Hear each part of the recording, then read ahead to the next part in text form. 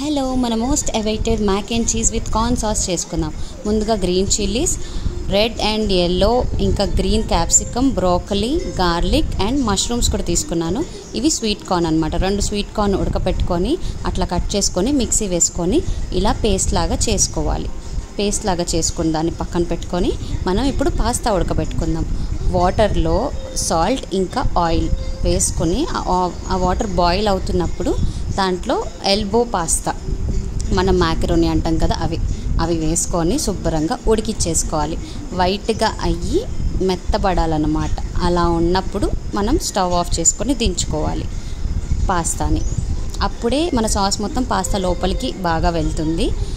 ఇప్పుడు కొంచెం పెద్ద సైజ్ బాండి తీసుకొని దాంట్లో మంచిగా 3 to 4 టేబుల్స్ బటర్ వేసుకొని ఆ బటర్ శుభ్రంగా కరిగిపోయి వేడెక్కాక గార్లిక్, పచ్చిమిరపకాయలు ఇంకా మష్రూమ్స్ నేను కట్ చేసుకొని వేసుకున్నాను. ఇది స్కిప్ చేసుకోవచ్చు మష్రూమ్స్ ఇష్టం లేని వాళ్ళు.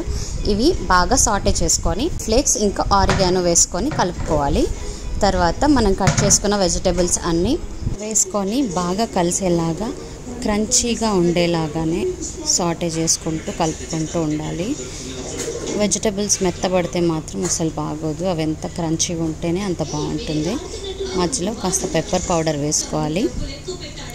పెప్పర్ పౌడర్ కూడా వేసుకొని శుభ్రంగా కలిపేసుకొని తర్వాత సాల్ట్ చూసుకొని వేసుకోండి. ఎందుకంటే బటర్లో ఆల్రెడీ సాల్ట్ ఉంటుంది కాబట్టి ఎక్కువైపోతుంది. సో లైట్గా వేసుకోవడమే బెటర్.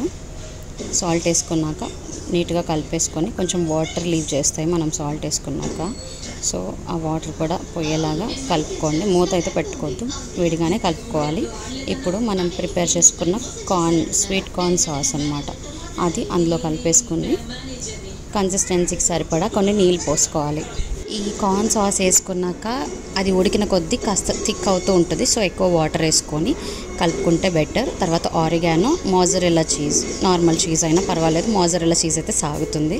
మనం వేసుకున్న చీజ్ ఇంకా ఆరిగానో బాగా కలిసిపోయాక నచ్చితే గ్రీన్ ఆలివ్స్, బ్లాక్ ఆలివ్స్ ఇలాంటివి ఏమైనా వేసుకోవచ్చు. అలపీనోస్ కానీ ఈ పాయింట్లో వేసుకుంటే వాటి ఫ్లేవర్ బాగా తెలుస్తుంది అనమాట. అందుకే మేము చివర్లో వేసాము.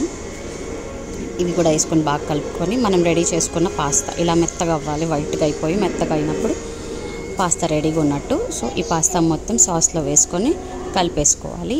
ఈ మన సాస్ ఏదైతే ఉందో కార్న్ సాస్, అది పాస్తా లోపల వరకు వెళ్ళాలన్నమాట. అందుకని బాగా కలుపుకోవాలి. బట్ పాస్తా విరగకుండా కలుపుకోవాలి.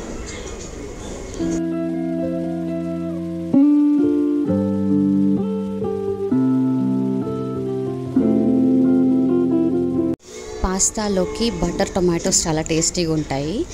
లైట్గా ఆలివ్ ఆయిల్ వేసుకొని కాసిన చిల్లీ ఫ్లేక్స్ వేసుకొని పెద్ద పీసెస్ లాగా టొమాటోస్ని డైస్ చేసుకొని వాటిని జస్ట్ కొంచెం సాల్ట్ వేసుకొని అటు ఇటు తిప్పుకుంటూ కలుపుకొని మనం ప్లేటింగ్ చేసుకున్నప్పుడు ఆ పాస్తా మీద పెట్టుకొని అది పాస్తాతో కాకుండా విడివిడిగా టొమాటోస్ని తింటుంటే చాలా టేస్టీగా ఉంటుంది. తప్పకుండా ట్రై చేయండి. అండ్ మన mac and cheese corn pasta ready. Enjoy.